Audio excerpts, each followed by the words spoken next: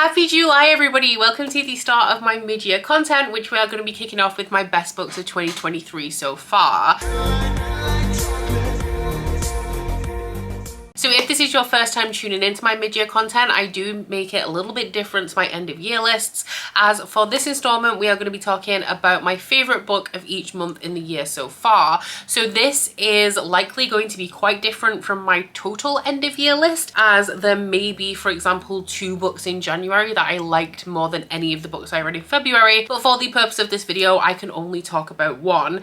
That being said, May was a terrible reading month for me. I only read 3 books in total, and the highest rated of those 3 was 3 stars. So I've decided that we're just going to remove May. We're not going to talk about her, don't know her, and instead we are going to be adding 2 books from June, because I read 2 5-star reads back to back that I equally adore, but they're very different books, so I don't feel like they're really comparable. Like, I don't feel like I can put one above the other. So in terms of my attitude towards reading in 2023 so far, I mean, it hasn't been the best. I can't lie.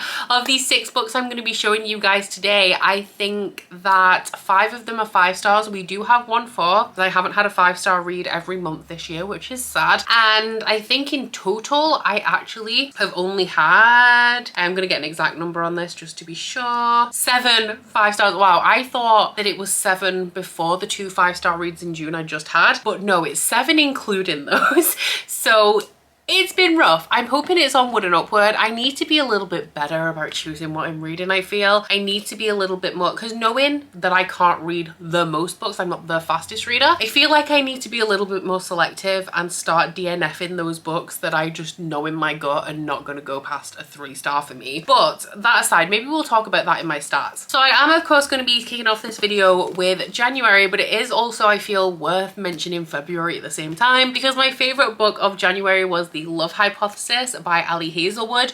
Not sure, but this could still be my favorite book of the year so far. And my favorite book of February was Love on the Brain by Ali Hazelwood. So as you can see, I discovered Ali Hazelwood in 2023, and I just continue to read everything that she's written. Actually, one of the 5-star reads that isn't present in this video is Love Theoretically, so you can say that I'm a big fan. If you guys are unfamiliar with Ali Hazelwood, she is a contemporary romance author that writes romances featuring people that work in STEM, so science, technology, I think it's engineering, and is it mathematics? It is, right, because mechanics is engineering. So in the first one, we are following Olive, who is a PhD candidate, I think. I didn't go into like higher education at this level, so a lot of this terminology kind of goes over my head, especially because it's in science, which I was very much like an arts and languages kind of person, as opposed to like science, maths and technology. But she is a PhD candidate, and she was dating a guy and she broke it off, but she wasn't that bothered. It was like no hard feelings, and her best friend and roommate is really into this guy, but obviously like she doesn't want to break girl code. So the main character Olive lies to her friend and sees that she's going on a date so that her friend will feel comfortable dating the guy, like knowing that Olive is over the guy that she was dating, and will feel confident like pursuing a relationship with him. So Olive says that she's on a date, but she actually goes into university to continue work on one of her projects, and her friend ends up walking in. Olive doesn't expect to see her, so she grabs the guy who's closest to her and kisses him, which just so happens to be Dr. Adam Carlson, who is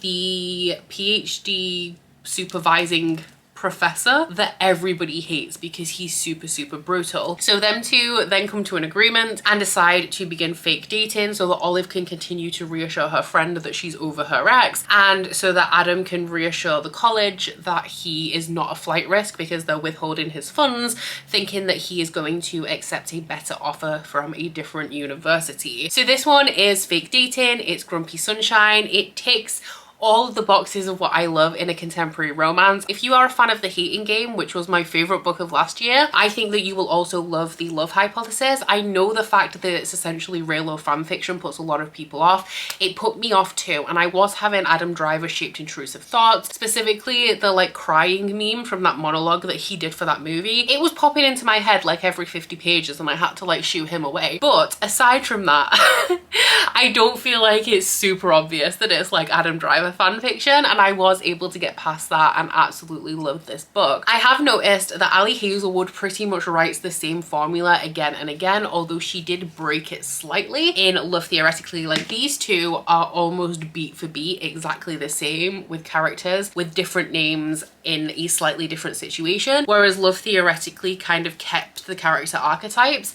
and did something a tiny bit different with the plot. If you are a fan of The Hating Game, I feel like these two will also be both up your alley. Something that I've noticed that I really enjoy in contemporary romance, with all of those books have in common, is a love interest that is like big, grumpy, and a lot of people hate him and think he's a bad guy even though he treats the main character really well, and a main character that is very highly strung and cannot see a foot in front of her face. Like, she is oblivious to anything going on around her because she's so in her head, and all of Ali Hazelwood's books do have that combination. I also really like the sexual tension in these books. I feel like Ali Hazelwood does pull it off very well. If you don't like, this is also true for The Hating Game, if you don't like romances where the main character is always obsessing over how large the love interest is, this one might get on your nerves a little bit because it does do that a lot, but this just hits a lot of the tropes that I really love in romance, and then Ali Hazelwood kind of just repeats. Like, it's a successful formula that really works for me, and she just kind of copy and paste it, and I can't lie, I'm living for it, and I will continue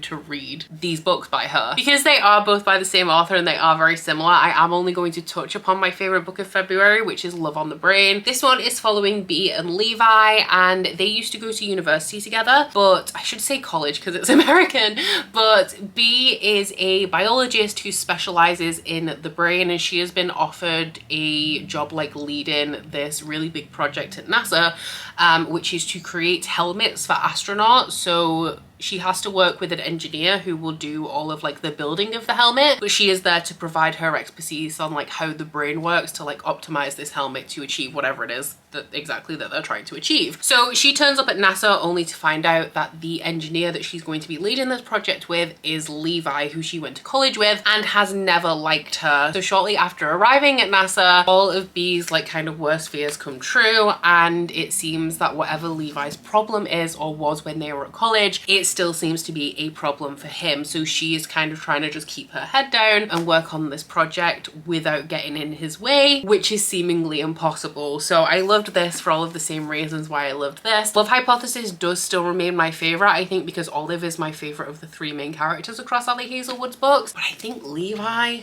might be my favorite love interest of the three. So for March, I added a little fantasy to my romance, and we have the 1 4-star read of this video, which is Blood Mercy by Vila Roth. This one is currently the series that my Patreon book club, the Alpha Ho book club, are reading for pretty much the entirety of 2023, and it is a very slow political fantasy romance following the bastard daughter of the king of the human realms, Cassia, who has maneuvered herself into a position to be able to follow the court, like the royal court, to their summer residence, even though she normally does everything in her power to avoid her father because he's not a very nice man and she'd just rather not be around him. But this year in particular, she wants to follow the royal court because there is going to be a delegation of Hesperines coming to renegotiate the terms of a peace treaty. Now, the Hesperines are a vampiric race who are essentially the antithesis of anything we expect and know about modern day vampires. They're not abominations, although the humans think that they are, but they actually work in unison with nature. So they can't kill people, they can't drain their blood, they won't eat anything that's dead, and they are, for all intents and purposes, very artistic and peaceful creatures. So they have come to the human realm because they want to renegotiate the terms of this treaty that allows them to move freely around the world without being hunted. However, because it suits their, like, the aims of, I guess, the people higher up and also some political purposes, the Hesperines are painted out to be evil creatures. So throughout the course of this first book, like, the majority of it follows a series of conversations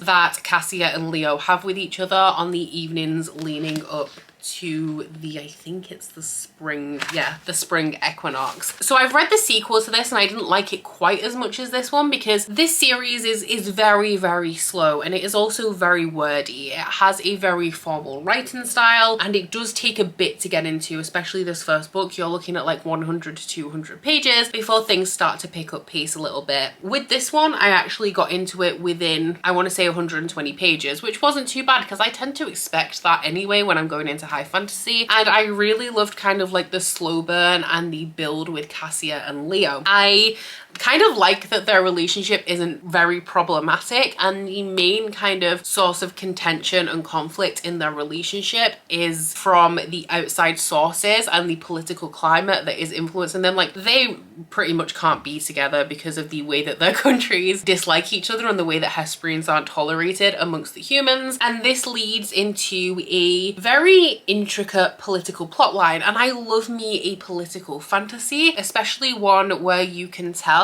that the world and the politics, the plot, and kind of like the conflict have been very well thought out, as you obviously can tell with this series. It is a little bit like, it remains to be a little bit slow in the other books in this series, so we will see how I progresses through the series as a whole. That is essentially why this book only got 4 stars instead of 5. I did just think it was a little bit too long, a little bit too slow, but it has like, it's a very solid foundation for further books to build upon. And even though I didn't love the second book as much, I still feel like there is a lot of potential in later books in the series. So yeah, this was definitely my favorite book of March. It shows a lot of promise. It wasn't a perfect 5, but that's also all right. Not a lot of books are, as is evidenced by my very love ratio of 5-star reads this year. Moving on to my favorite book of April, I think we're up to. This one is the catch-up book club series for 2023 and also beyond, which is Before They Are Hanged. I nearly said The Blade itself, that's book 1. Before They Are Hanged by Joe Abercrombie, which is the second book in the First Law series. Now, I can't really tell you what this is about because this is a series that relies more on the characters and the themes as opposed to an actual concrete plot, but we are following 3 characters in here. We have quite a few side characters as well, but the 3 main characters we have are Giselle, who is a fencing champion and nobleman. We have Logan, who is a barbarian from the north, and we have Glockter, who used to be a fencing champion and a nobleman, but is now a inquisitor, aka a torturer for the government. So the majority of the plot in this series rests upon magic and ancient immortal players in this world. The plot also has a lot to do with war. We have tension brewing in both the north and the south with the Union, which is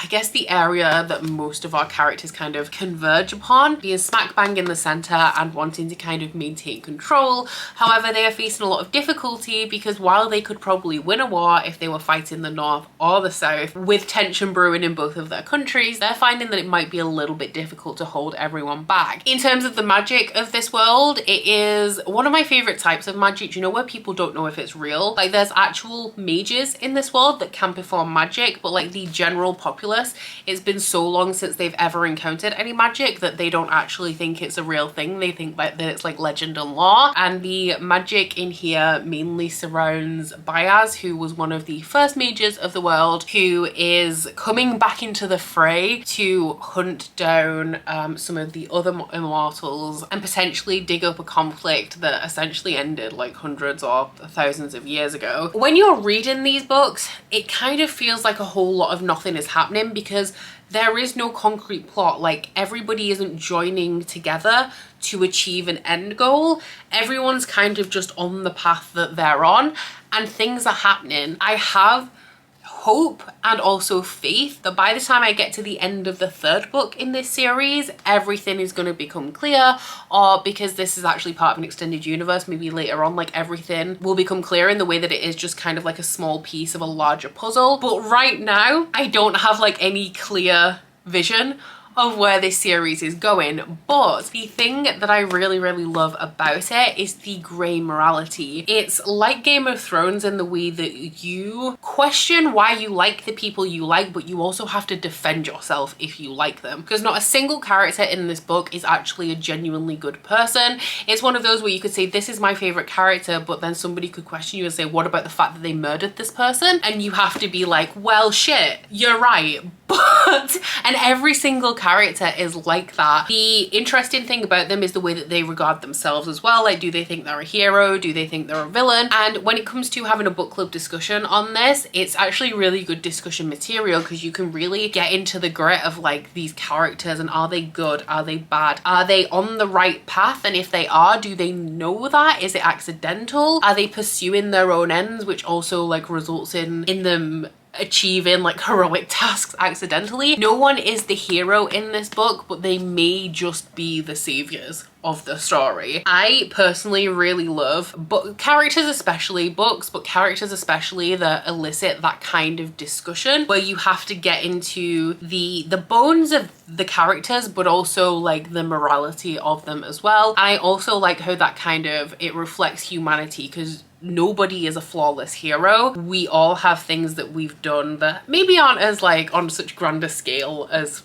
characters in fantasy books, but we've all done shitty things in the past. We're not all perfect, and it's just I just find it interesting to read and think about the psychology of it, but also bring that into discussion as well. So I'm actually really excited to get into the third book in this series because I do feel like everything is just going to click into place at once, but at the minute that hasn't happened, and I'm still a little bit hazy on the plot of this, can't lie. So as we're skipping May, next up we have the first of the June reads, which is Iron Gold by Pierce Brown. This is the fourth book in one of my favorite series of all time, and while this one is not one of my favorite books in the series as a whole, it's still one of my favorite series, you know. So Red Rising is a 7-book series that is broken down into 2 story arcs. The first arc is a trilogy and the remaining 4 books make up the second arc. So this is the first book of the second arc. The plot right back at the beginning is about a guy called Darrow who is a red who mines for helium-3 on Mars amongst the rest of his people. This is a color caste system, so reds are right at the bottom and treated terribly, and we have golds right at the top. So Darrow and his people actually believe that they're mining for helium-3 so that people can terraform the galaxy and then humanity can escape the dying planet Earth. However, after Darrow's wife makes herself a martyr to spur Darrow into action, he goes onto the surface of Mars and finds out that the planets have been terraformed for a very long time and his people are essentially being kept in slavery. So he joins a rebellion with the intent to infiltrate the golds and then break them apart from the inside. In the first series, we follow Darrow from around age, I think it's 16, into his early to mid 20s. He's no more than 25, I want to say, at the end of Morningstar. I think he's actually closer to around 22 because this is set around 15 years after that, and Darrow is now in his early to mid 30s.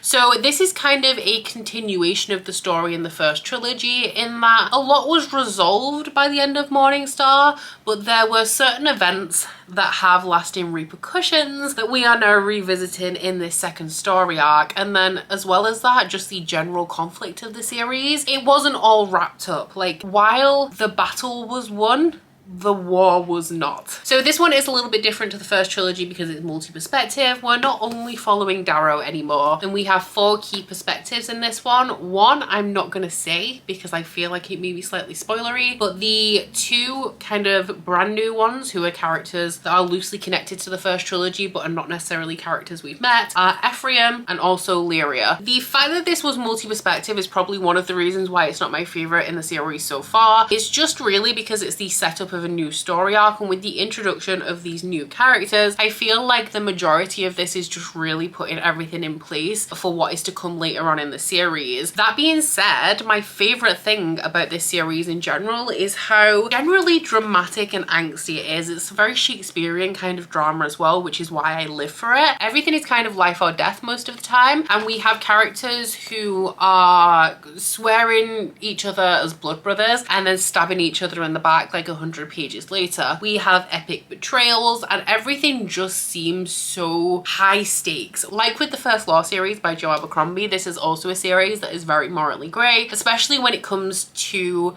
our main character Darrow. And something that I love about this series is the evolution of Darrow and how he started as this very sheltered boy who didn't want anything to do with a revolution, you know, like he was content in the purpose that had been in the life that had been laid out for him, into this very like battle hardened, jaded, morally grey character that has to make a lot of hard decisions, but also like, has he potentially been corrupted by power throughout this journey? Is he still the person that he was at heart?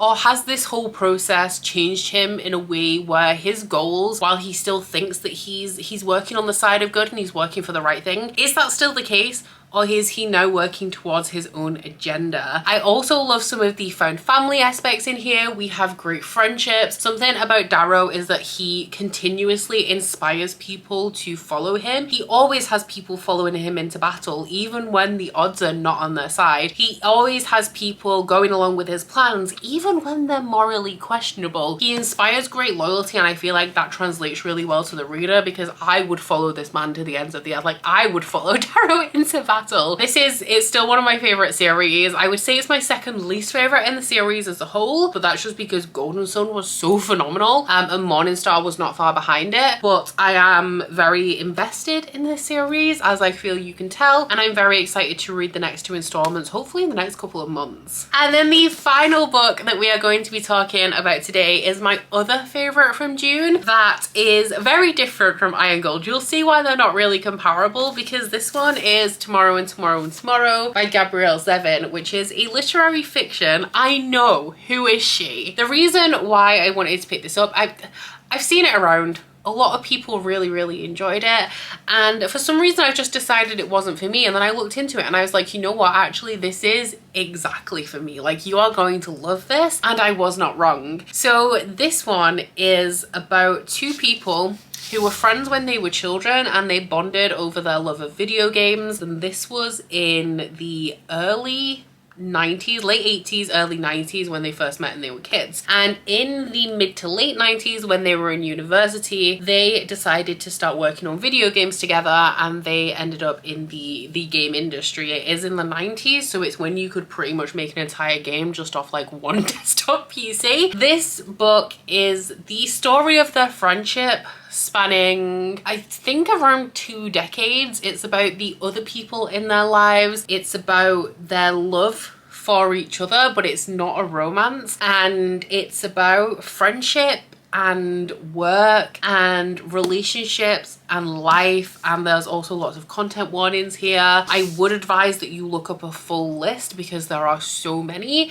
but some of them include like suicide, grief, gun violence, cancer, and literally like a whole ton more, because these characters really do go through some shit. But the reason why I love this is that this is like a mashup of 2 of my favorite books of all time. It's kind of like a prequel to Ready Player One, because if you remember, the creators of The Oasis and Ready Player One grew up in the 80s, and there were 3 of them that worked together to start. They started off just making general video games before they moved into creating the virtual world that is The Oasis. So this reads like the prequel of Ready Player One, told in the style of One Day by David Nichols, and those are 2 of my favorite books of all time. So I was obviously going to love this.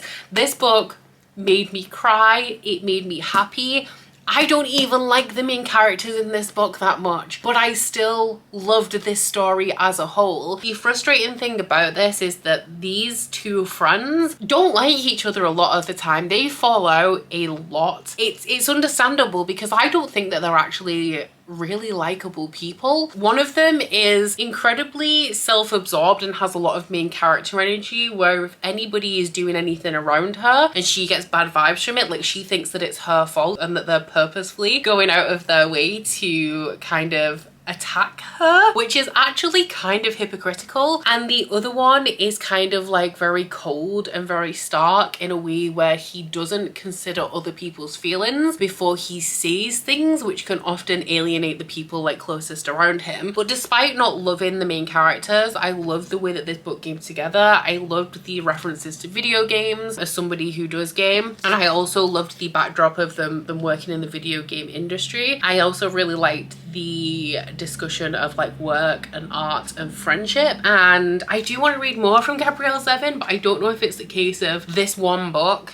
hit a lot of buttons of things that I love, so I'm not sure if I would like anything else from Gabrielle Zevin necessarily, because this is very much like tailored to my specific taste. But regardless, it's phenomenal, and it's sad and it's happy as well. You'll feel all of the emotions, but trust me, pick it up if you haven't already. It's good. I liked it. So there you have my 6 favorite books of 2023 so far. I feel like we have a little bit of an eclectic mix.